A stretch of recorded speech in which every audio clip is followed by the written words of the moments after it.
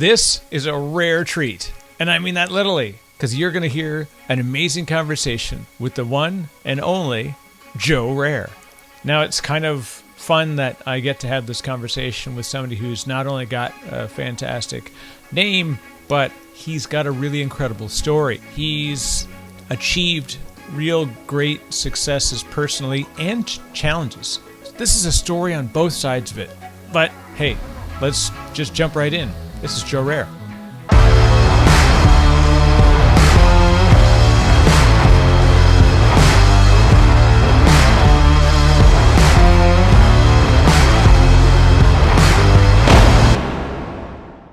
What's up, crew? You are watching something that's going to be fun. I can say that this is one of those conversations that I thoroughly enjoyed, and it turned into a legitimate commercial relationship. I can proudly say that I am a client of Level 9 Virtual.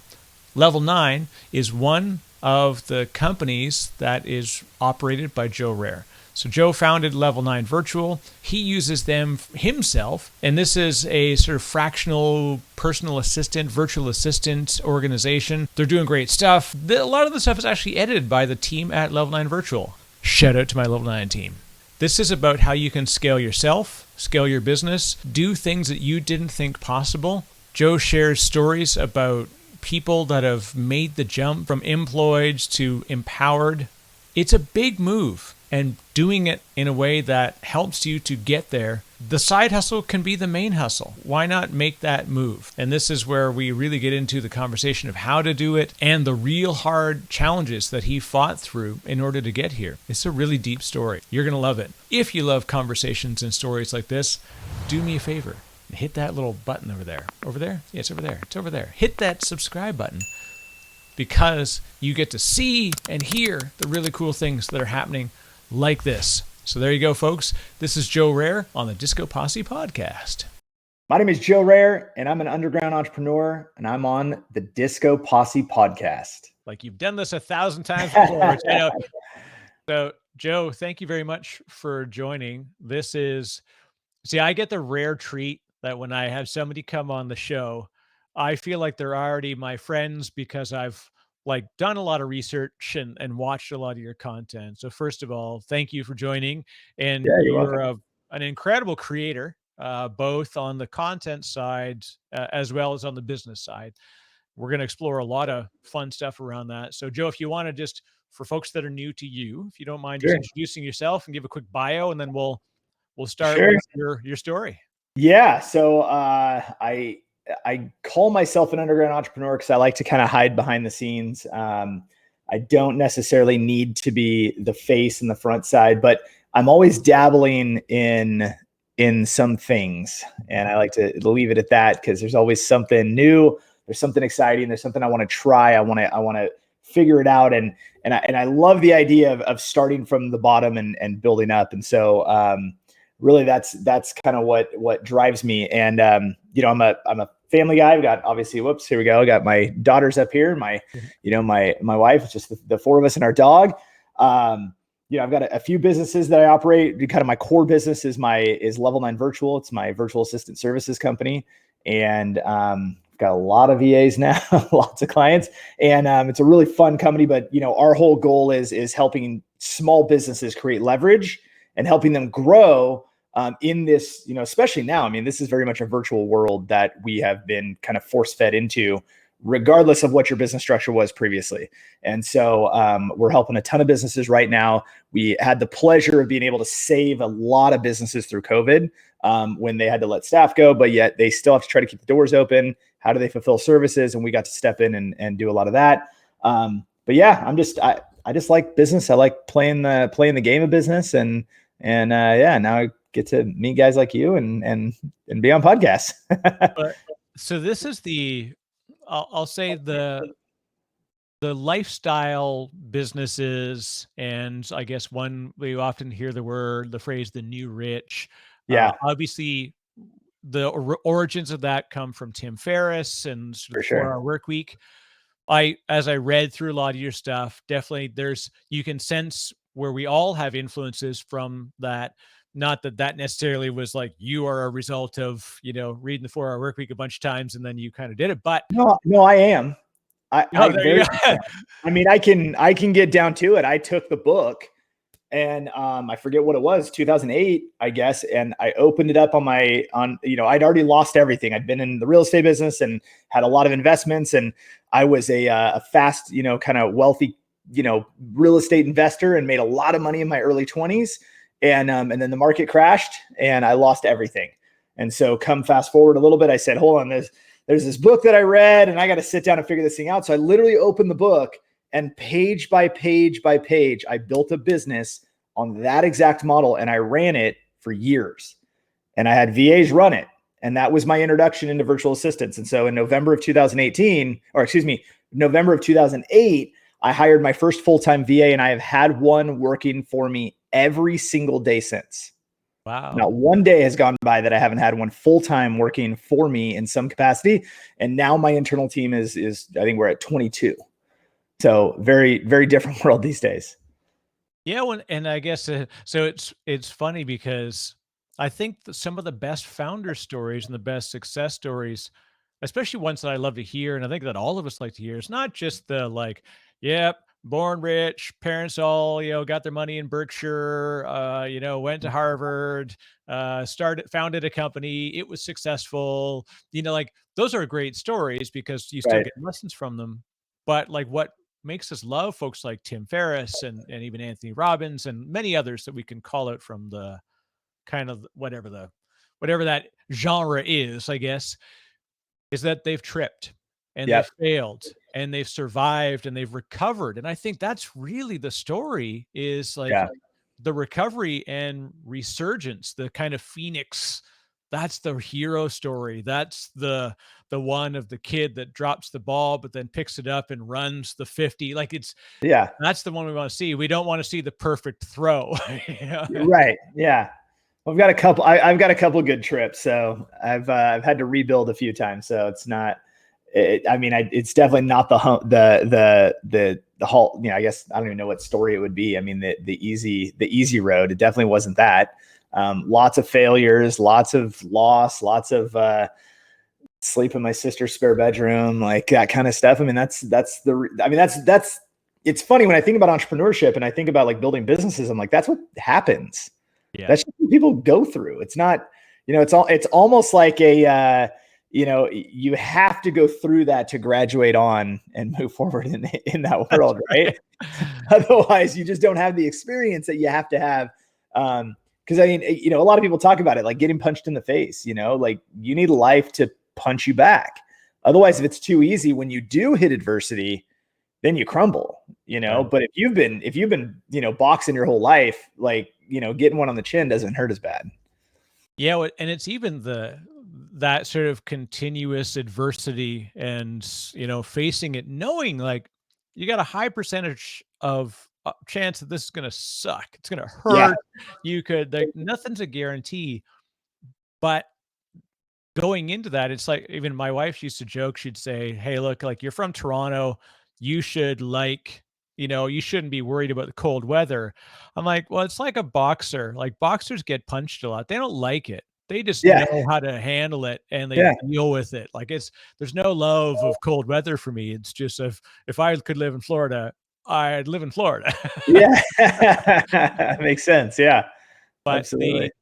what you really bring up too is, you know, the serial entrepreneur, the underground entrepreneur, this story, like what I find is most entrepreneurs, even if it seems like this come from nothing story and it's their first shot at it and they were successful, that's never the real story. No. No one sees the miles and the hours that went into multiple failures, multiple Oh yeah. attempts that led up to that. So I mean, I want to go right back to the origins. What was the first thing that Joe Rare did that told you that you were different than the other kids, that you thought you had a business brain, I'm guessing from the early days in the Joe Rare lifestyle? I think so. I probably did. We did the lemonade stand stuff. We would try to sell I mean, we tried to sell all kinds of stuff. If there was junk laying around, I mean, we tried to sell it. Not that I knew that I was doing it from a business minded standpoint, but for me, when it really hit was, I hated reading as a kid. I hated reading. I'm a slow reader. I still am a slow reader. But I was taking a trip, and actually it's funny because, before we talked about my grandparents being from Winnipeg, Manitoba, we were driving from Northern California all the way up to Winnipeg, which is not a fun drive. And we're in a motorhome, and it's me and a couple of my siblings and my dad, and it's just us, and we're driving, and it is boring. I mean, you go across Interstate 80 in Nebraska, and there's nothing to see for a long, long time. And but anyway, I had bought a book, and I think I was 17 or 18 at the time, and it was Rich Dad Poor Dad. Oh yeah, yeah. And that book clicked, and it literally shifted everything. That was the moment when I'm like, oh yeah, that's always been in me. That's what and all of a sudden, like, it all made sense. It all felt, and I'm like, okay, this is who I'm supposed to be.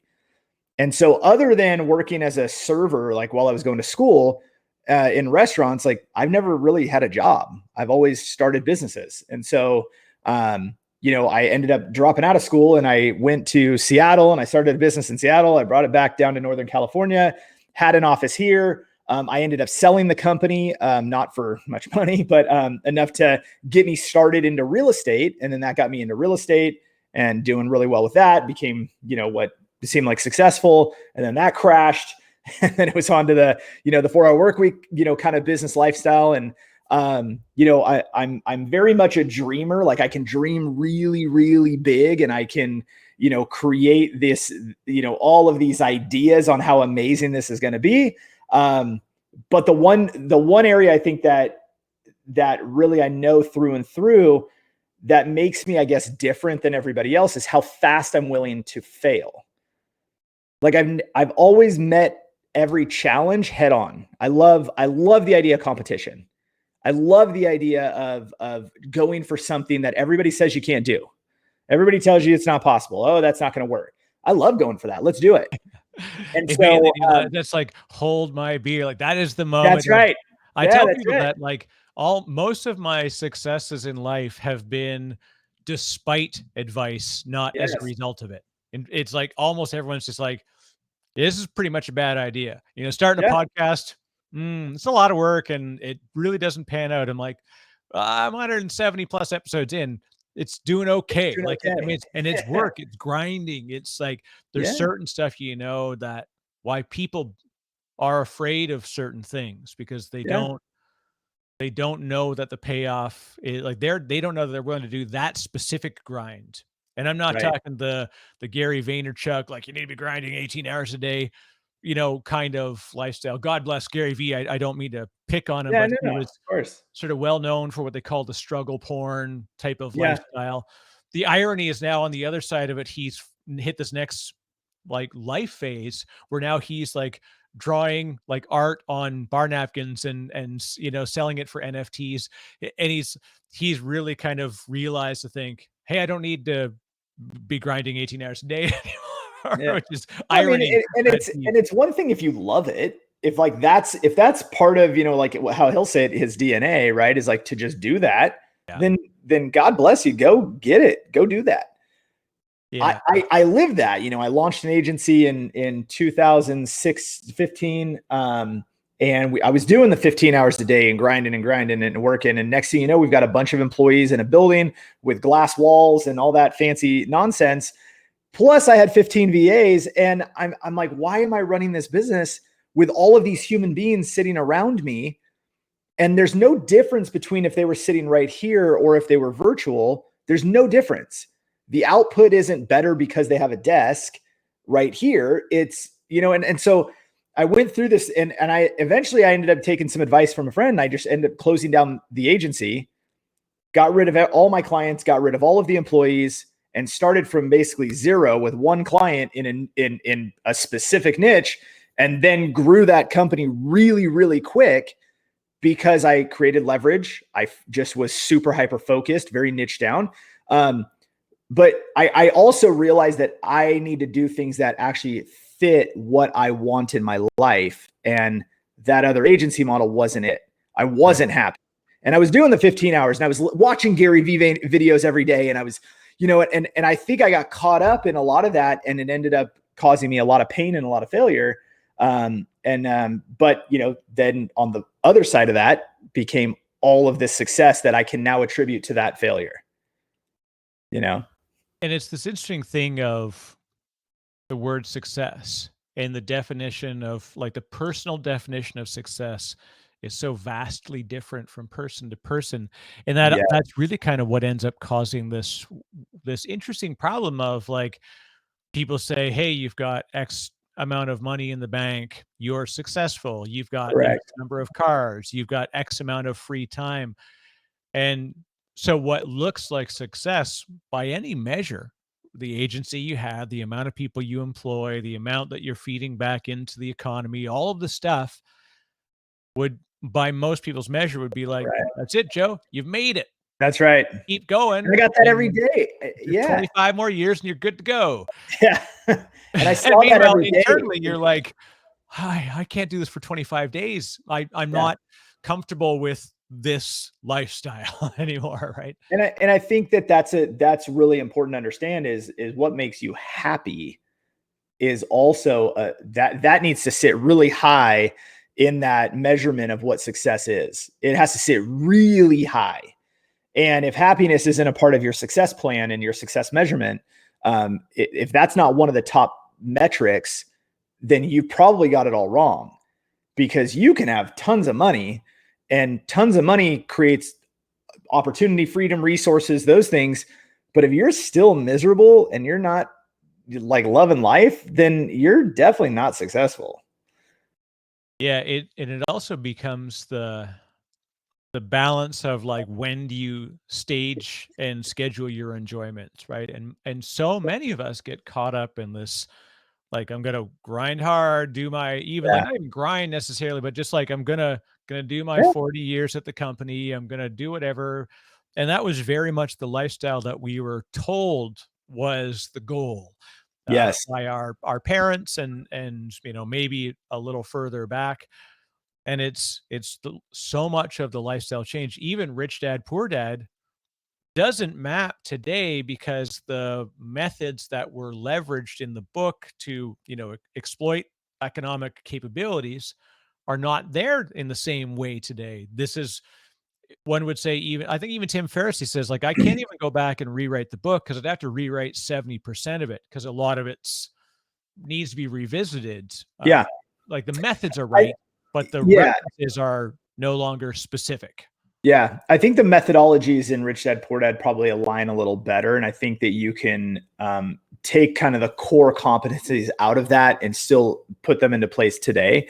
I think that the structure of building a business in the format that they referenced is gone. I think that's never coming back. A bunch of, building businesses with tons of employees, I think a lot of those days are going to be limited. I mean, you look at the biggest companies as far as revenue goes in the world right now, like the Facebooks of the world have far less employees than like GE. Right. But yet you look at their valuations and they're way up at the top, but yet they don't employ as many people. So when you look at like kind of the economic standard around them, like they're just not as good of businesses for the economy, right? For jobs and for all of that. They just don't employ enough people, even as big as those companies are. And so I think that a lot of those, that company structure is changing. And then, I mean, obviously over the past, 18 months, I think that everything's changed. Yeah, this is interesting too, because like there's the secondary effect of a business's success, in that what it feeds back into the overall economy, right? And like you said, so revenue per employee is fantastically high for Google and for Facebook, but which is probably another reason too why a lot of folks really get kind of wrapped around the axle around how much influence they have, because they say, look, like, they could go away, and 2,000 people or 5,000 people don't work anymore. it evacuates the economy of a lot of money. But then they say, well, but it's actually not doing it because where's that money going? It's going into these bizarre unicorn and decacorn Right. valuations that are it's Yeah. it's very interesting. Like the world of business is so fundamentally different now in what opportunities we have, but the models are all wrong, which is I, interesting. I agree. And I think the Silicon Valley of the world kind of messed up a lot of that too, because I think it took the generation probably below me, and I just turned 40. And I think that the generation behind me now isn't looking at building a business the same way I am, right? They're looking at building the unicorn. They're Right. looking at getting venture capital and starting with angel investors, and them raising a bunch of money is like a cool thing for them, right? And then they go and they buy something fancy and then they go burn the cash because they're allowed to have this awesome burn rate, right? To me, I'm like, well, why wouldn't you just go build something smaller that makes money and then you just continue to grow it and it makes money? Like, and it actually makes money and it's a business and you can provide for your family, because the chances of your unicorn hitting, and it's you're one in hundreds and hundreds of thousands of these investments. Like, you're just, the chances of you doing it, but that's what so many of them are pushing for. Meanwhile, you could start an incredible business as an electrician or a plumber, because trades are down. Right. We need those tradesmen. And you could start an exceptionally successful business. At our property here in Northern California, this is our guest house and this is where my office space is. We just had this place renovated, and it took, I think, 5-6 different contractors to flake on us because they're too busy. Wow. And I'm like, wait a minute. Okay, there is too much work for contractors, home services, all of these trades. And yet they're being frowned upon because they're not going to big universities and they're not tech companies. And I'm like, but guess what? The guy who can swing a hammer and knows what to do to build a property, he's worth a lot more than somebody who can bang on a keyboard and is freelancing right now.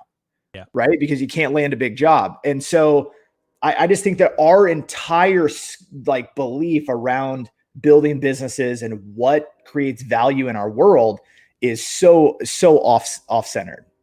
It really is. Yeah, if it becomes the matter, especially when you have to look, I always tell people, like, be selfish at the start. Like, think about personal value creation for yourself and your family. And that's why I was really compelled by your overall story, and you're very strong about the importance of family in the decisions you make and the thought about your ability to be family first and yet create value, create revenue. And it's funny, like revenue funded businesses are amazing. They're difficult to start and they're difficult to grow, but once the flywheel is moving, venture, it gives, like you said, the ability to kind of hide behind gross burn rates, and then on the other side of it, just go get more funding as long as something's going up and to the right. But you know, everything Yeah. looks like it's going up and to the right until it's not, and then Well, all of a and sudden that's it. you're in a down Yes, round fund and things go things go sideways. that's right. And you can, I don't know, I'm just such a simple business type like, my businesses are so simple. My business models are unbelievably simple. The what I would call the back of the house in our businesses are so simple. And I think that this is, people like fancy, they like complicated. They think the more complicated something is, the better it's got to be, right? It's got to be, and the truth is that, there's always a great analogy. One of my closest friends and I always use, it's a football analogy, and I played football my whole life. And, I always say the MVP, a lineman will never win the MVP ever. But the MVP never wins without the lineman. Blocking and tackling are the reasons that businesses either succeed or fail. The wide receiver doesn't make the business succeed or fail. Right. That one-off big sales guy who hit that amazing, okay, great. But if the client leaves because the blocking and tackling, that core, part of the business doesn't perform, then that client leaves anyway. and then the business doesn't succeed. And so, I always look at everything. I just go, man, business really is easy if you get out of all of the flash and the glam and get off Instagram, right? Like looking at people who are putting up all these fancy pictures and trying to draw people in to tell them how to make millions when they don't make millions themselves. And, of course we could go down a rabbit hole with that one, but I just think that business is actually really, really simple, right? You produce, you solve a problem essentially, and you have a really, really solid system around you to fulfill the services that solve that problem. That's it. It's not much more than that.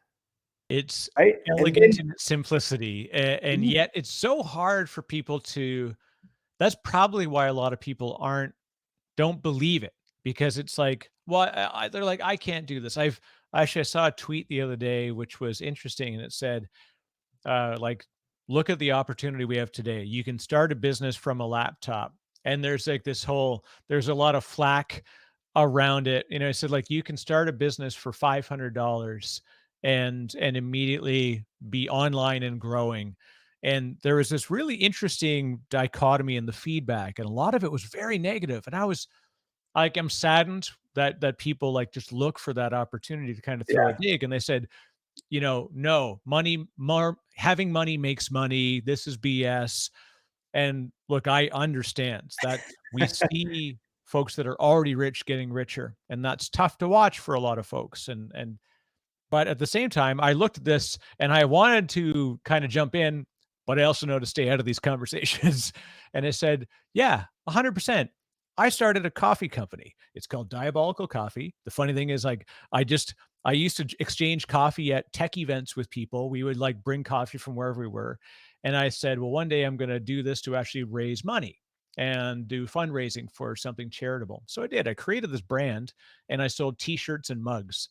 And through that, we raised $1,000 and helped two people actually go to a technology event. We paid for their lodging to go to Las Vegas. Somebody else gave them their passes and we got them lodging so they could go to an event for a week that they would never have access to. Right. And so then I thought, okay, so reason I got that story is that here I am, I've got this, I've got a domain name, I've got a brand, I've got this crazy thing. So I set up a Shopify store. I find a fulfillment house that handles my coffee roasting. And I find a place that's able to do my shirts and hats and swag and stuff for me.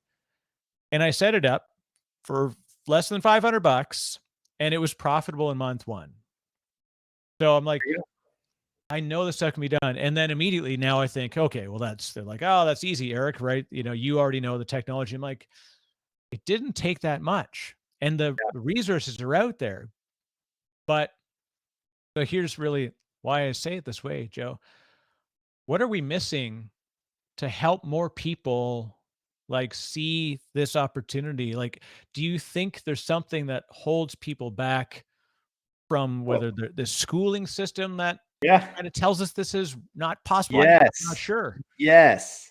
1,000%. That's why there's an organization that started a school system called Acton, ACTON, right? So Acton Academies. And, through and through, they're teaching entrepreneurship. They're teaching self-governance. They're teaching self-accountability. It's completely different.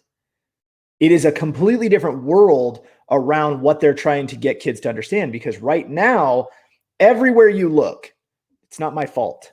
It's their fault. It's their fault. It's their fault. The education sucks.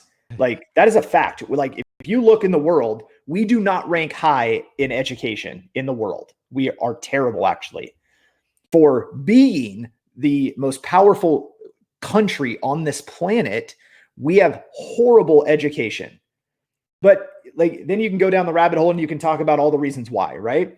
And it's indoctrination into a pathway to create just like literally sheep, so that they can just go to their job, get in line, do their thing, and just produce so that these companies continue to grow and grow and grow.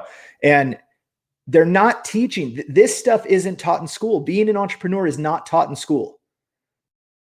And I was, I was probably an anomaly, right? I was one of the entrepreneurs who got good grades, Figured that out. Whatever it was, I hacked that and I was able to get through it and I got good grades. I was able to pay attention enough and do well and execute. All I cared about in school was playing sports. That's the only thing I cared about. So once that was done and I realized like, hey, I'm not going to the NBA or the NFL, like that's over. I only went towards entrepreneurship. It was the only thing that made sense to me. And I don't know why. My dad's a cop, my mom's was a waitress. Why did I have this like drive to be an entrepreneur? I have no idea. But what I do know is that if I'm going to put forth any effort towards anything, it better be to create my own destiny. It's got to be so that I could take care of these girls. I can give them a life that maybe somebody else couldn't have, that I wasn't provided or whatever. I don't know what the reason really that drove me so hard, but I look at the system today and I just think, God, like why in the world are we not teaching people to be accountable for their own finances? Right. Why are we not teaching people about money in general, in money? I had no idea. I think that's why I went broke multiple times. I had no idea about money, and so I had no idea how to run a business. I've had multiple mentors and you take bits and pieces and you kind of start, meshing it together and hopefully you come out with something that produces a business that's, that functions. But it's a lot of book reading. It's a lot of like, internet, like video watching and course taking and, conferences and all of these things. We spend endless amounts of money. I spent more money doing that kind of stuff than I did in, going to a university. And all of the stuff that I got, from doing all that, it's all out there, right? I didn't need to go to a university for that. I got it all here. So yeah, I mean, I think it starts with the education. I think it starts at home. I think, it's really, really difficult for somebody to understand starting a business when the only thing they've ever seen before is the paycheck to paycheck life. Right. This is how you need to do it. Hey, you got to go to college. That was our thing. You got to go to college. You got to go to college. So I didn't like it, didn't finish, started a business, and at 22, I sold it. Not too many kids do that. So I definitely think that education is part of the problem because this isn't celebrated. Somebody getting a trade and starting a company to be a plumber is not celebrated in this country. That's a problem because that guy, gal, whatever, is going to be amazing and they should be celebrated. They should be given funding by the state, whatever state they're in. They should be giving grants. There's all this money floating around. They should be giving it to the people who are actually building real businesses. But we keep funding these unicorns. Yeah. Well, and this is very interesting. I came about a lot of things in life through my grandmother taught me a lot by how proud she was of anything I did. Not that she was proud of the thing I did, she was proud of how proud I was of each thing I did, right? I was a shoe repairman. I ran a shoe repair. I was a cobbler. What 19-year-old kid is a cobbler? But the net result of what I was doing was I loved what I did. I did that thing and I did it well. And my simple rule is like, do good, do well. It's like the simplest possible maxim. Yeah. Is what I'm doing having a positive effect on somebody's life in some way every day? All right, check. We're doing something good. Do well. God, just do something that you're going to be proud of at the end of the day. And if you have a bad day, then make tomorrow better than today. That's it. Pretty easy. That being said, a lot of hard days. There's a lot of failures. There's a lot of misses. There's a lot of stuff. And like, I still struggle. All of us do. And that's the other thing that I don't necessarily want to celebrate it, but I think more people are acknowledging that it's not, honey and roses. There are hard days. Even the most successful people have really bad days, right? They're still affected by a breakup. They're still affected by a loss of some kind, right? It's hard for us to reconcile in ourselves. And like you said, I so much agree with this thing, right? When I was in school, I was taught I took business English. It was funny. It was like a weird course because I'm 40 something. I'm in my late 40s. I honestly don't even remember how old I am half the time. And I was the only boy in the class, and I was taking typing, and I was Yeah. like on an old school IBM Selectric typewriter, right? It was funny, kind of funny. I was the only boy. And I was the weirdo because they're like, "Why are you taking this thing?" Because when back then, it was just the dawn of, like, it was still, like, secretarial or Yes. Yeah. administrative Yeah. stuff. I'm like, "No, I wanna become a computer guy, so I need to learn how to type. My dad's in computers. I wanna get into computers." And we came from farmers. So my whole family, outside of my dad, are farmers or they work for the town. Yeah. Okay. So I saw kinda like you had this thing where you're like, once you see somebody break the mold, you're Yeah. like, "There's no mold anymore. I That's am right. forever broken of a mold." And I like that. I like that idea, that breaking the mold thing, because when people say something can't be done, I just kind of laugh and I'm like, but people are doing it every day. There's nothing out there that can't be done. And so, I am really, really big into self accountability and like taking responsibility for everything that you have, do, and receive. Nobody hands me anything. I don't get anything for free, and I'm working my butt off in whatever capacity that might be. Maybe it's me hiring the right people and putting the right virtual assistants in place to run my company so that I can have the space to actually think and generate the next thing that I'm going to do. Whatever the work is, like I put it in, and we're doing it, and we're providing good service in exchange for our monetary value that we get from it, and that's how we're building our businesses. And when people say, well, but you can't do that here, or I came from a bad situation, or I came from this, I'm like, then find somebody who's from the same place you are, who's in the same circumstance you're in, and they figured it out and they made it, because it can be done. They did it. Yeah. So go figure out what they did and go do it yourself. We're in just such an interesting time where nobody has to be responsible for anything. They don't have to. There's going to be a handout. There's going to be a stimulus check. There's going to be a something. A company's going to take care of me. The truth is like at some point that the bottom falls out and you are responsible for yourself. And that's it. And I like, who better to be responsible for me than me? That is, to me, I'm just like, how could anybody turn and go, hey, government, hey, boss, like, you're responsible for me. It's up to you to pay me. It's up to you to make sure that I have food on my, on my kids' plates. I would never let anybody be responsible for my children's welfare ever. That is me through and through. You And I see don't think this anybody thing does that. quite often, the discussion when someone like, look, I work in technology, and I work in a successful technology company. I have side things that I do as well, and like I diversify what I'm doing so that in the longer term it will have a payoff. And it's interesting that I see a lot of people that get really bent up about this thing when a big tech company who we love because we love the brand and we grew up on the technology, whatever it's going to be, and then they lay a bunch of people off because they're a giant multi-billion dollar corporation and they have to do stuff like that, right? So Right. they riff out a bunch of people. Reduction in force. It sounds so much nicer when you say Yeah. riff instead of layoff, but they riff a bunch of people, and it's like people get really upset, as it's a tough thing to experience for sure on Yeah. either side of it. And then they say, well, remember, the company, don't love your company because your company treats you like cattle or chattel, really, in the end. Like, Yeah. that's absolutely true. I'm lucky that I work for a small company and I am very responsible for the outcome that I have and that the company has. And that's why I so much adore my job, because it affords me the ability to learn, grow, support my family. But I know that when it comes down to it, I always have it in my head. What happens when the paycheck stops?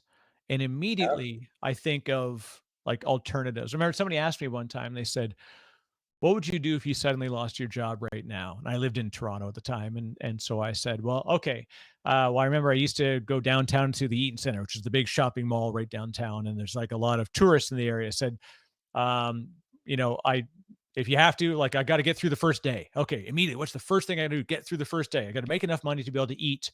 Okay, I can do whatever. I'm like, hell, I can get a deck of cards. I can do some card tricks. I can save up enough money. I can go to the pawn shop. I can buy a guitar for $50. I can all figure out something, right? I Yeah. can mow lawns. I can wash cars. I can do it. And it's funny. Then the person they're talking to, he goes, and that's why you'll never be homeless, because the first thing you did was you immediately went into like How do I in fix it? response mode. Yeah. How do you fix it? Yeah. And I had a, but I it's was personal running marketing. responsibility, like what Yeah, you said, absolutely. you know. Yeah. I was running marketing for a company, and they were kind of like one of my big clients, and the two owners who were brothers sued each other. Oh, That no. situation. And I realized at that moment that the one that the one who sued the other one, I was tighter with the guy who got sued. And I realized, like, okay, this is going to be bad for my contract with that company. So I'm going to go. And You're like, now like a yeah, child of divorce in a company situation, right? that's right. It was exactly that. And I went, oh wow, this is going to end up being really, really bad. I'm gonna go. And so right after that, I get in the car. I get in my car, and I call my wife, and I'm just like, hey, this is what just went down. So I'm leaving there, and obviously that's my biggest client. Like, what am I gonna do? And that was in my head. And she goes, oh my gosh, do you want me to do you want me to like come see you? And I'm like, no, I need to go. I need to go get a client. And literally that afternoon, I signed another new client. The next day, I signed 3 more. And all of a sudden, all of that income that I was getting was already fixed instantly. And it was just like, it's just resourcefulness. Like, there is no possible way that if my income is taken away from me, that I'm not fixing it instantly. Right. I'm not sulking. I'm not upset. Like, yeah, that probably happens. But guess what? I have these kids. I There's a have a wife. responsibility. We have family. We have responsibilities, and not to mention that. I mean, not to get in like the masculine, thing, but like, I'm a man, and like, that is my role. That is the role that I chose to own in my life, is to be a provider for my family. End of story. And I truly believe that part of the reason that we're in a lot of the predicaments we're in is the lack of masculinity, the lack of men owning the fact that they're going to provide, be there for their kids, be there for their families. Like, children shouldn't grow up without a father unless there's a circumstance of death or something terrible. But like, men, step up, be men, be responsible for your income. If you lose your income, figure it out. Like you said, you can mow lawns. I mean, the kids down the road, they come over, hey, do you want us to weed eat for you? Awesome. Yeah, here's cash. Yeah. Right? It's better than the person sitting on their butt, not doing anything. And just being responsible for every single thing in your life. Good, bad, ugly, doesn't matter what it is yours. Own it. Take it. Do something with it. Like, I just can't understand how anybody could sit back and think somebody else is going to provide for them. That is just mind numbing to me. And I can't wrap my head around it. It's the weird thing of like, everybody wants responsibility of the positive, but no responsibility for the negative. That's a And it's good. really tough. I like if you kind of look to the Stoics and like the philosophy around Stoicism, this is also like, I mean, and the funny thing is, I have so many people that get mad when you tell them that you like you follow in the readings and you try and follow the philosophy of Stoicism. They get like viscerally angry with you. You're Yeah. like, you're the reason why this stuff, like, you're like, no, no, no. It's a personal responsibility thing. I think of like, I have I have a personal responsibility for the outcomes in my life. Certain things are not within my control. So that means, how can I possibly be upset about things that are outside of my control? I'm a human, so it does happen Yeah. very often. And struggle and work on it, and I get through it. And when you sit there and you think to yourself, okay, I call Joe and say, Joe, this just happened to me. And you'd say, well, guess what, Eric? You need to remember that's out of your control. What's in your control, right? And like, Yeah. I have to have that conversation with myself. And my wife is fantastic, and she does this with me. And she's like, okay, we can't fix that. Like little things that, but so why is it that people get upset that I'm not upset? Because I really, really struggle. And I think that there's a great opportunity. There's so much opportunity. It's funny. This is a very passionate thing. And I love that you are like involved in like, you can feel it in everything you do. And it's all of good. It's all Yeah. out of good, which is the most fantastic thing. When I do this stuff and I try and coach people, it's never because like, oh, forget that guy, like, screw that kid. Like, I'm like, no, no, no. You can't affect that guy. You can't take responsibility for that kid. You can take responsibility for yourself. But like you Agreed. said, Yep. somewhere in the system, we dropped that one off the teachings or the coaching or the belief that we have a responsibility to ourselves and to our community to do stuff. Well, and we just, yeah, it hasn't been celebrated for anybody to be responsible for themselves. Right. Right. And it's, and that, and I think honestly, as a society, we've taken away self-responsibility. We've taken that out, and that's actually not allowed anymore. Right. Like it's Right. kind of bizarre. It's almost like it's not allowed anymore. And so it's really interesting. And, I coach a lot of small business owners, and, one of the first things that I do is go like, okay, so what are we going to do? What is the plan when this fails? And they're like, wait, well, what do you mean? I'm like, because you have a high probability this business is going to go under, right? 9 out of 10, actually. So what are you going to do when this fails?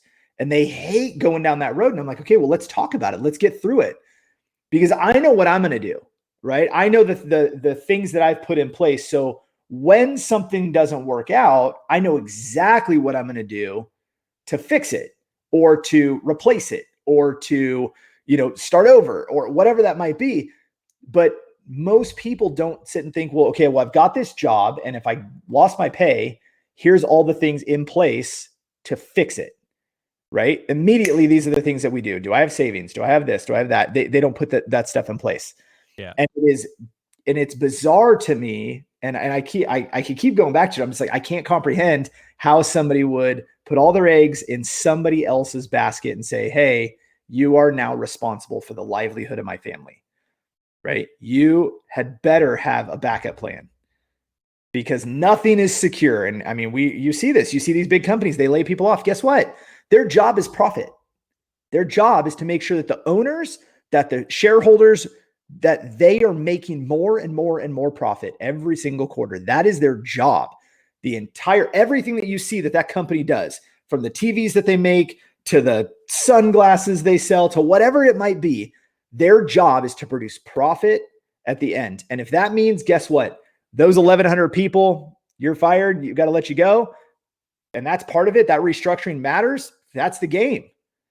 That's it. Like, there's not, you can get mad about it. It's the way it's always been. And you, Mr. I have a job and I'm letting them be responsible for me. You signed up for it, and that there's the self-accountability, right? You took that job knowing that's a for-profit company. They are absolutely going to do whatever is in the best interest of the shareholders, the owners, whatever it is. And that might be letting you go. Like, how can you get upset about that? They have singular goals. It's called a fiduciary responsibility. They're bound by the contract of their employments to achieve this result by reducing risk and growing the business. And unfortunately, when it comes to cash flow risk, one of the fastest ways to affect cash flow risk is to reduce workforce. That's it. And look, I'm with all the people that get angry about it. But at the same time, I'm also a pragmatist who understands why it has to happen from a business sense. Yeah. It's this is an interesting thing. It's funny, like, so you talked about the 9 out of 10 failure, and this is a neat thing actually for folks to listen to. Michelle Seiler Tucker was on a very recent episode prior to before this one aired. And she has a book called Exit Rich. She's been in the business of selling, helping people sell businesses, and in fact, buying distressed businesses, growing them and then selling them. So she Awesome. was really, really neat. And she said, based on the Small Business Administration, there's actually been an inversion that Oh, since good to hear. 2019, that Okay, so 30% of small businesses fail. only And 30% now. 70% of 10-year plus businesses are failing now. So in Okay. fact, what we've had is that what people believe was now going to be the next sustainable business has failed to innovate and adapt. And so Yeah, it was very interesting. And she says this was pre-COVID. This was not, right. this was Oh, okay. 2019 Yeah, yeah. data. Yeah. So, to the good news is from somewhere, Joe, this is the stuff that you and I are kind of earth that's not happening in the education system. People are self-educating. Like they're Yeah. thankfully more people are seeing that there's opportunity and they're taking that opportunity. Now it's early days. I'm not saying that in Right. 5 years that they're not introducing still singular risk by being single focused and, Right. single income stream. But thankfully, we're starting to see that people recognize this is a viable future for themselves and for their families, which And I is think I don't think they have a choice anymore. I mean, right. that's the Yeah. interesting thing, especially I think that COVID even magnified it. It's gonna a lot of people losing their jobs. A lot of people are kind of at home and now they're unhappy in their workplace, because now their workplace isn't, necessarily in front of a screen and they're just, that it isn't fulfilling them anymore. So now they're seeking other things. And now I hope that this continues to be the path and that people start businesses and they continue to have success. And if it's seven out of 10 instead of 9 out of 10 that are failing at 10 years, that's phenomenal. That's gigantic, difference. Now, how that plays out in the next decade, like we're going to find Right. out. Yeah. No, that's Right? it. We'll find out. But no, I love the fact that if it's going that direction, the thing is, like, we have so many resources now that are so available. You said in the very beginning, you could start a business for $500. Like, you can literally start a business for $500. And I mean, it is amazing. So, one of the things that I feel like I'm gifted at is taking action really, really quickly. And I've always surround myself with a team that is able to execute based off of just what's going on in my head. And so one of the things that we did, COVID was getting a little crazy, and we're in Northern California. Got a technical internet Yeah, detect. it's always funny for the folks that are watching, you see it much more than you hear it. Luckily, the sound's been clean, but every once Cool. in a while you get that all of a sudden I see the screen sort of warble and a couple of Yeah. things, Okay. but I was like, you're still there, luckily. okay, cool. All right. So we, so my family, the kids are going kind of stir crazy. COVID's taken over Northern California, and we're going, we need to get out of here. And so we hook up our travel trailer to my truck, and we go, let's just go. And one of the things is we're traveling, and we're looking up. My wife's on her phone, and she's like, man, I can't tell if this campground is, a good place to stay. I can't tell if there's stuff for the kids. I can't tell if, if it's going to be good for the dog or whatever it might be. And, then she has her standards of a campground. And so, as we're going, I'm like, yeah, man, this is really difficult to figure these out. And after it happens 3 and 4 and 5 times, I'm just like, campgrounds suck at marketing. There's an opportunity.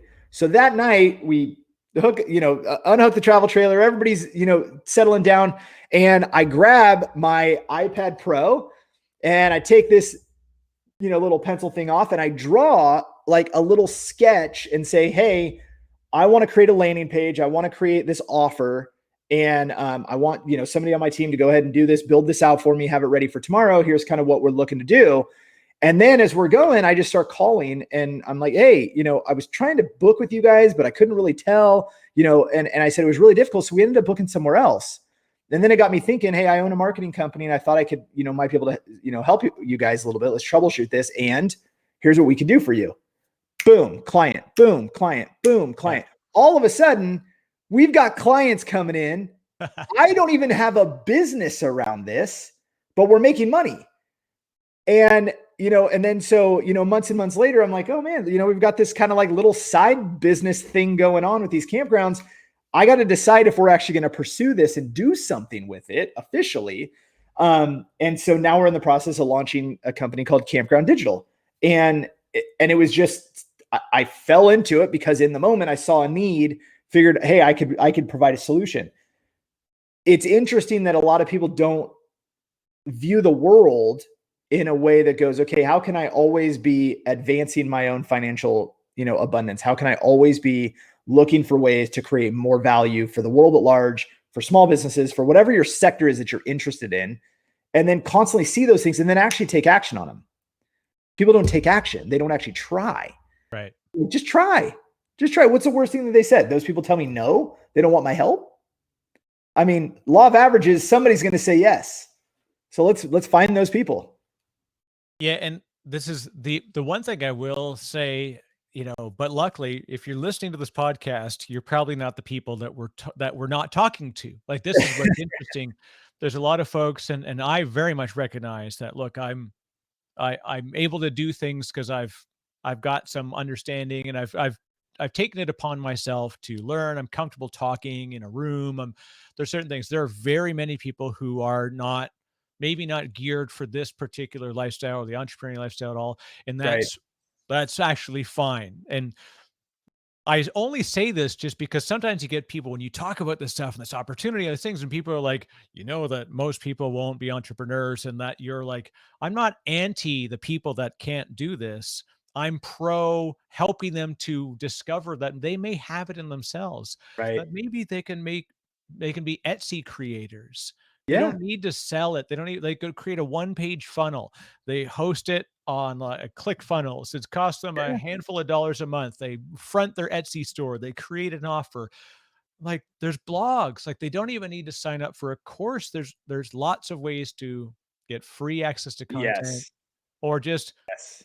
get on Instagram. Trust me, you're no more than 10 scrolls in your feed, and there's some offer, which is funny because I know how the machine works, and you're in Yeah. this business too, right? So you see something and it's like $4.99, got the line through it, and it says $37. I'm like, okay, you're a Samcart guy, because like they quote the Yeah. same numbers. It's like, Right.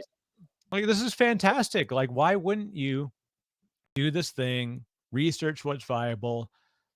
I'm spending $37 or $57. And then once okay, I'm comfortable, I can spend $200. I like, why wouldn't we would invest this money in a lottery, which you have zero chances. Yeah. Statistically, you have near zero chance of Yeah. winning. People are comfortable throwing down $10 a week on that, and yet they Yeah. won't invest. That $40 that was spent in 1 month could have bought you a very simple course on how to unlock the power of Facebook ads, and But you're that takes waiting. effort. That's the problem. That takes effort, Yeah. right? It's easier to sit back and abide by by the path that's being laid forward in our society. That you don't have to work hard. You can sit back and collect a check, and you don't have to, do things on your off time. The world of escapism is scary. It really is. And I look at, so I was really, it was funny in the beginning. You talked about me producing content, and if you notice the dates on some of that content, I kind of stopped. Well, no, I did stop. I got into a place where I was just like, man, like, this isn't, first of all, those aren't revenue generating activities for me, right? So I don't make any money because I'm doing that. Right now, my focus in everything that I'm doing as an effort is a revenue generating effort. I want to do that for my businesses because that allows us to have bigger impact. So posting content on social media and then hoping somebody sees it and the algorithm likes what I put out, and et cetera, et cetera. Like, I would rather say, hey, let me produce some content. Let me put it out running ads, draw people in, and actually like work with them, because I Right. can actually impact them. Right. So it's interesting, but I got to a point where, especially, and it really, really hit home with this whole COVID thing, the censorship thing, and all this stuff that's going on. And, as we've traveled, we're actually making a move from Northern California. We're moving to Montana. And so we're in this process. We're letting the kids finish the school year here. Then we'll be full-time in Montana. And it's been interesting as we've gone back and forth, and we're evaluating people as we're in airports and we're all over, and just watching, and the entire world walks around an airport like this. Yeah. This Nose is what down on the phone. They are. And it's just like scroll, scroll, scroll, scroll, scroll, scroll, scroll, scroll, scroll. And this is what they're doing with their day. And I think about how much time are you spending scrolling and doing that and trying to figure out what the rest of the world is doing. And you're not actually dealing with you. You're not actually dealing with the things that actually could affect your own life. You're not in your own life. You're in somebody else's world. Like this is other people's world. Like you're just looking at other people's world. This has nothing to do with you. And if people would step back into themselves and do themselves, do you do you, stop worrying about everybody else, they would make so much more stride financially, relationally, like being a good role model for their kids. This is not a good role model for your kid. It's not. And I feel like if we could put the phone down, have a conversation, get your children to talk to you, talk to other people, like actually engage in conversations, find your neighbor, talk to them, like take the mask off and have a conversation with people now, right? Like let's get back to actually caring about other human beings. And again, like taking responsibility and as you're not engaging and trying to figure out other people's lives and living in envy, you can actually make more and then you become what you're envy of, right? Like you can become that. And so that was one of the reasons I actually stopped producing content and I stopped putting out content. And really, I shut my Instagram down for a while. I realized, like, unfortunately, I still do a ton of business through social media. Like, 60, 70% of all of our business comes through social media. My business can't function without it right now. And so I don't shut it off. But I also don't spend time scrolling and doing all that. I've disciplined myself to stay off of it, stay in my communities that actually we drive business from. We have profit centers from, we have channel partnerships and all those things. That's where I try to spend my time. But yeah, it's just such an interesting world that we live in where the phone has become the center of our universe. And if you actually think about it, everything that you're doing is looking at everybody else's life and you're never dealing with you. And I think that's a problem. I kind of hope that on the other side of, whatever, I don't want to say turning the corner on the other, but you understand what I'm saying. Yeah. Through whatever this next phase is going to be with the pandemic and the recovery processes, that it almost feels like we're going to go back to what our parents used to have their family over for, like, Saturday. They'd play horseshoes. Like, it seems goofy now, but I genuinely think we're going to start to go back to that because we are going to crave and miss larger engagements, but we aren't going to go back to them. So what we are going to do is start to have smaller staged, family first, friend focused get-togethers. Like, we're going to revisit the 50s and it's going to be kind of fantastic. Yeah.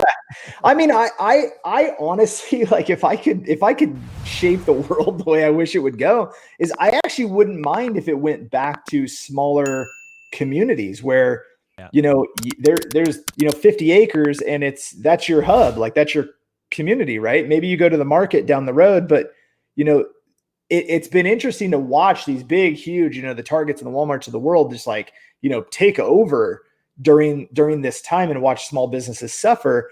However, there's an entire community of people who are like, no. Like, we want to keep things small. Like, we still want to have relationships. And so they're probably being the ones being called, conspiracy theorists or the anti-whatevers. Yeah. But like, they want to actually stay together and build community. And I think it's interesting. So even where we are here in Northern California, the town that we're in, there's 800 people. The next town over is like 4,000. There's not many people here. And so when all of this has been going on, there's been massive, massive community support. And people have really, really supported one another at levels that you aren't seeing. They're saying, hey, don't go to the Targets of the world. Go to these small businesses. Try to give them your business. Yeah. Right? Like, do what you can to help them. Order takeout, right? Because that business is struggling. They need your support. Order takeout from them instead of, a big, McDonald's corporation or Taco Bell or something like that, right? Like, go to the local whatever. And so I would love to see, I mean, I think it'd be kind of cool if the norm was, you and 20 friends buy 50 acres together and then you build like a little community, like a compound. That to me is like where I wish the world would go. I think that's so awesome. It's a very interesting thing that also, like social media, what people don't realize is that like people are angry at the 1%. I'm like, if not sure if you're familiar, you are in the 1% if you're using social media. Like the vast majority of people are in some level of affluence, especially worldwide. You make Yeah. about $37,000 a year. Guess what? You're in the 1%, right? Yeah. Worldwide. Yeah. So, but there's an unfortunate failure to see beyond that. And this is the irony. A lot of those folks will quote about like, we need to support small businesses. Like, hey, look, I'm going to order from Amazon, but I'm also going to shop at my local bike shop. And when it comes to charitable giving, I do it at a local level, not at a large level, because I know it will be most directly affecting the outcome. Yes. So it's a way in which I can blend things together, almost like a Black Mirror type of situation where you have like this very normal looking situation with mildly futuristic components. But Yes. like I like this almost kind of steampunk lifestyle of going to the local diner, but hey, I need to order certain stuff off Amazon. So I'm never against one or the other, but when in doubt, I would always love to support the local And community. yeah. That's And where you're affected. And most people that if they're complaining, if you live in Austin and you're complaining about how Austin's not weird anymore because Silicon Valley's moving to Austin, well, you already lived in a community of affluent people. right. Then you're or you live in New York and you're griping about what people think in other parts of the states. Like, remember, most people don't live in New York City. Well, there's a Right. significant like there's a real people have real difficulty seeing outside of their sphere of experience. Yeah, it's really difficult for people to become contextual with things that they don't have experience. So I always like to remember that most people, probably all people, right? We all view the world through the lens based on the experiences we've had. So that's why people who are well traveled usually have a different view than somebody who's kind of like, yeah, they lived in Northern California, the Bay Area, whatever, their whole lives. And this is the world that they think. And they think that everybody should do what they do. And, and so they vote policies and they vote all those things that they think the rest of the country needs. Right. Well, that's very different than somebody in a flyover state, right? They need very, very different things. And so it's not fair for us to project our lens of the world onto everybody as if everybody is the same and has had the same experiences. It's not possible. And so when I say that, I immediately think back and I go, I think that starting a business and running a business is easy. I think that. Well, that's my experience. And that's because I've trained myself and I've gotten myself to the point that running a business now is easy. So my lens is that it isn't for most people or all people or, whatever. However, the one thing that I can say is that all you have to do is experience it. The persons who believes that everything should be like Silicon Valley and hasn't experienced Kansas, all they have to do is go experience Kansas and then their view changes. So if you think that starting a business, running a business is hard, then go do it, get good at it. And then all of a sudden you think it's easy too. And now you have a different perspective.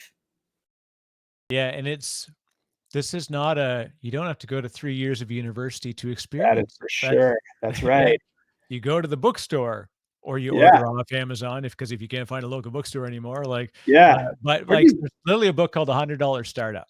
And that's not necessarily going to be the real cost of the startup. And it costs you $17 out of your 100 right away because you bought the book. Yeah. But the point of it is it's like it teaches you ideas and methods and how to ideate and how to come up with like what you can do. And then just check out YouTube, check out all these things. There's so many great free resources. And whether it's a niche pursuit that you're going to go after, whether it's a local specific thing, whatever it's going to be. Like you said, Most people have plenty of time to go pursue this information. They have plenty of time. Yeah. Right? What from you put your kids to bed and whatever how old your kids are, your family is, right? 9 p.m. and they're in bed and they're out cold. Awesome. From 9 to 11, you're jamming on this 2 hours and you're going down a rabbit hole and you're learning about business and how to start and what to do here and how to do this and how to do that. Okay, great. So now you went down that rabbit hole 2 hours in, you've got pages and pages of notes. You know what action you're going to take. And the next day you do it again. And the next day you do it again. And the next day you do it again. And guess what? All of a sudden you stop watching TV, you stop scrolling the gram, you stop doing all those things, and you start focusing on ways that you can take personal responsibility for your own income, your own life. And a couple months in, you can have a business that makes you profit. You know, having a business that kicks off an extra $100 a month is not a joke. That's a real business. Right. That is awesome, right? That could be the difference between you eating 1 month down the road when shit hits the fan, right? Or, it could turn into something that turns into $2,000 a month in income, or it could turn into $50,000 a month in income. But it starts with that first batch of getting things going. And none of us started a business without going down rabbit holes and trying to figure it out, right? Yep. Nobody did that. The amount of time that I have spent and I buy everybody's courses. I buy everybody's training. I buy books. I listen to at least 2 books a week, at least. And I'm auditory. So I very much, I consume content by listening. So I love podcasts. I love audiobooks. I consume at least 2 a week, and I go through and I'm like, amazing. This core concept I pulled out of here, I can put into practice, and I can go take that one thing and I can go make money. Yeah. Like everybody can do that.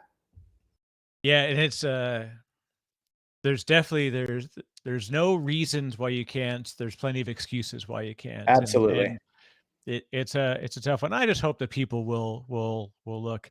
Now, I know we're getting close to time. If you got a few minutes to go a little longer, because one Yeah. thing I really do want to explore is level 9 virtual. Because Okay.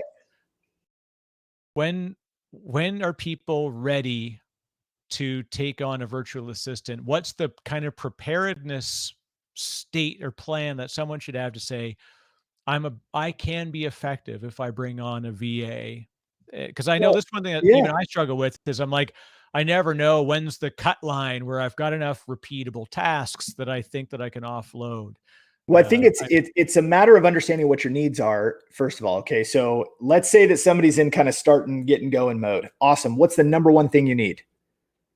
Income. right. You need clients, you need customers. So guess what a VA can do for you? They can prospect.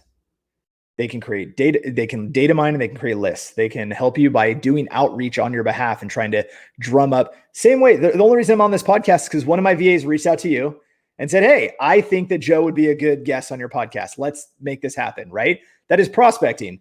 The goal is that I get exposure from this, and potentially one person ends up wanting to be do business with me, and then this was all worth it. So I look at like, well, what do you need in the very beginning? What's the first thing that you have to have? Well, it's probably a client. So if you need a client, then you need somebody to prospect for you. That's an easy one because you can get an immediate ROI.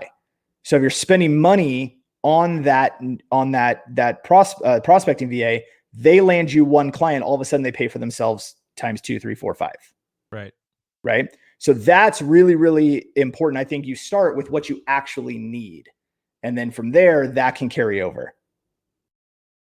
Right. This is interesting too, is I'll say that it's counter and in all the right ways to sort of the Ferris, the way that he wrote about VAs of like, make sure you've got a lot of repeatable tasks. And he says the hardest ones that you need to do first, but the hardest to give up is the financials, dealing with invoicing and stuff like that.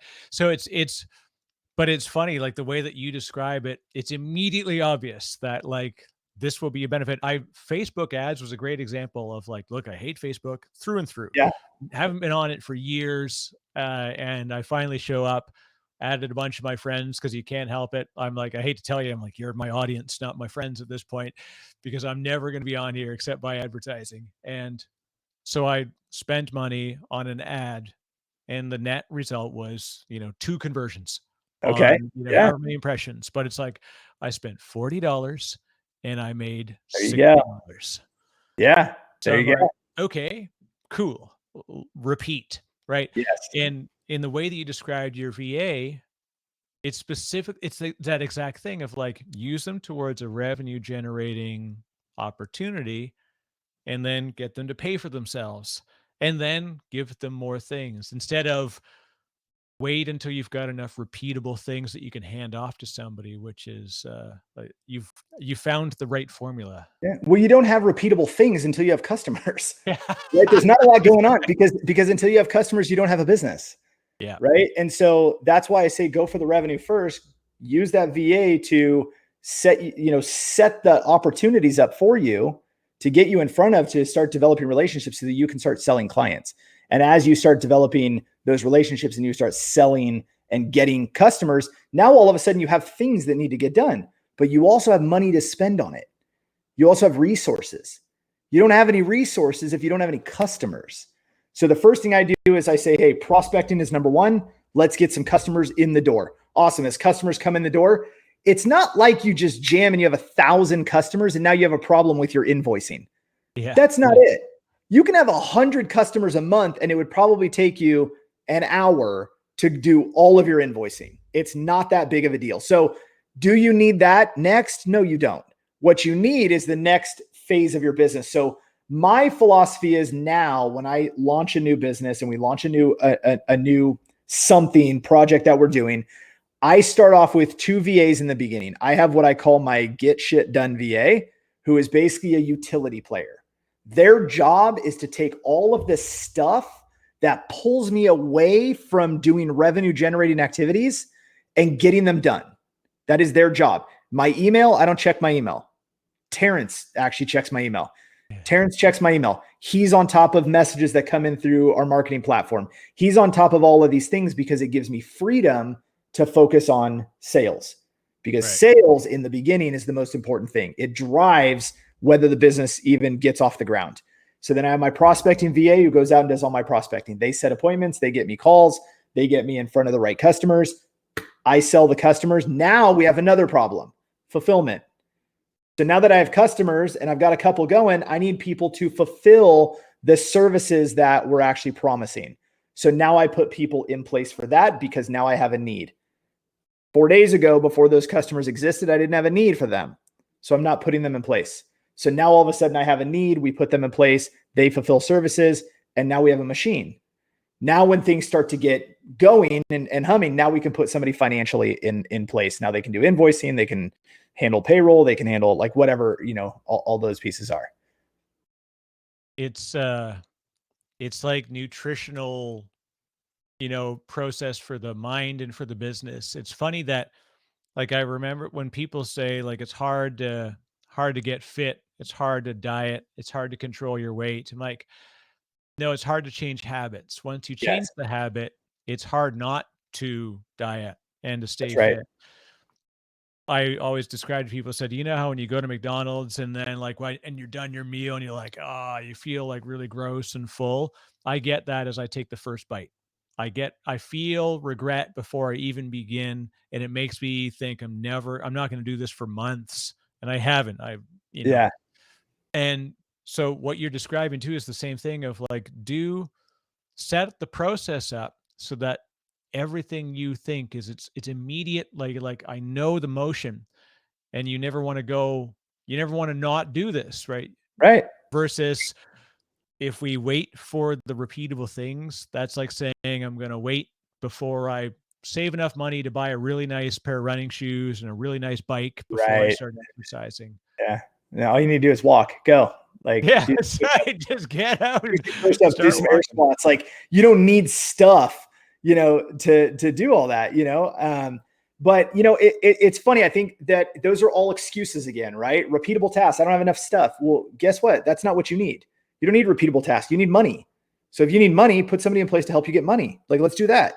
That is an easy solution to a major problem, and you can fix it literally instantly. And so, yeah, I mean, all of my businesses are super simple. The structure of the companies are simple. Our methodology when we go to launch something new and try something new is identical. It's always the same. The same people go to the same place, the same roles, I guess, go to the same places and do the same things no matter what we do. And it works every single time. And then we know really, really quickly if we're having success, if we're not having success, if we need to, can the deal, if we need to press on the gas, like we can figure it out really quick because we have the right people in the right places. And putting the right people in the right places, right? What I call butts and seats, which is kind of funny because everybody's virtual, is really what Level 9 Virtual does. We provide that gap that most people exist in their business. They're trying to get started, or maybe they're up and running and now they're like, well, now I got a lot of stuff going on. Great. We fill that gap. That's our role. We fill that gap. Then you learn to scale that and use them to build teams. And that's what our virtual assistants do for people. When especially you think like payroll, look, we talked about it for the multi-billion-dollar company. The biggest impact that they have on their spending is payroll. Yep. And it can taking it on. Like, do you want to take the responsibility of somebody's full-time life feeding their family versus getting somebody that can do the task, that can get you up so that down the road you can hire people. But when you're ready and when you've got the processes in place, and in what's the result? People will say, well, Eric, Joe, you're talking about this stuff, but what about these poor part-time workers? Well, I'm banking that the 20 plus people that work for Level 9 Virtual are pretty darn full-time people, right? They probably do a lot of work. And so you're feeding back to the community through enabling and empowering however many clients each of them can take on. Sounds like a happy system to me. All right. It's a really happy system. I mean, we have 22 internal employees that work just on my projects and my companies and the things that I'm involved in. And then they also manage the hundreds and hundreds of VAs that are working for clients. And so that's where, I mean, it's really, really cool. I don't have to actually operate my companies because they do. And so just like big companies, we put the same systems in place. I just use virtual assistants. And I get to rent my guest house from, my company rents my guest house as office space. That's pretty cool, right? It's a nice way to pay a mortgage. It's value creation. In the most beautiful form, and it's accessible. So I think so for folks that want to find out more, definitely we'll have links down for Level 9 Virtual. I imagine that you got a client coming your way shortly because awesome. That sounds great. Yeah. I won't steal Terrence. I've already met Terrence virtually. He's fantastic. You can't have him. I imagine he's doing some profound work, and I certainly wouldn't want to steal him away, but it's good. I said it, and everybody that listens to this stuff, they should be excited, not incited, when they hear about opportunity. This is pretty cool. So Joe, thank you very much. It's really, my pleasure. It's a passionate discussion, and anybody that doesn't listen to this and say like, okay, I'm ready to try it, like they can definitely do it. What's the best way if folks want to contact you, how they can get a hold of you? Yeah, level9virtual.com. So level, the number 9virtual.com. You can book a call right there on the site. Super easy. And when you're not doing many niche things, I love that, family first, and you've got lots of great stuff and stories about your family. So thank you for spending the time with me and being a part of my podcast family for the last little while here today. Yeah, my pleasure. Thank you so much for having me. Awesome.